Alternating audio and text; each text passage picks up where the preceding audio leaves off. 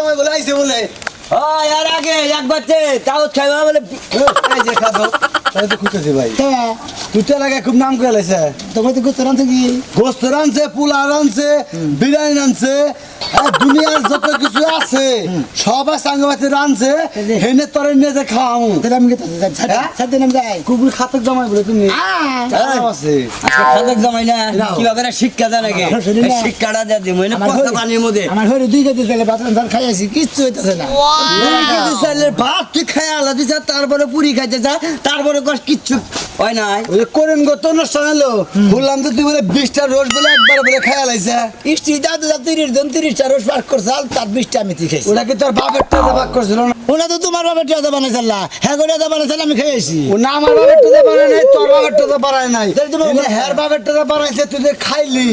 steam মাছ বান্ধে রাগ করে গেল এই রোজ যে করে নাই হালার পো তোর খাতা কাছে খাওয়া মতো আজকে খাতে খাওয়াবো তোরে পোষা পানি তো না আমার আজকে কি বাবা এই হালা কি খাতা এই খাতে দিলা ভালা দিবি এলাকার সামাই এনে উজা করে ঢেল দিবে হ্যাঁ এত সত্যি উজা করে আলা বীর জয় খানা তুই একলা খাইছা হেনা নারাইবাজি এলাকার জুড়া দুলাম হয়ে গেছে গা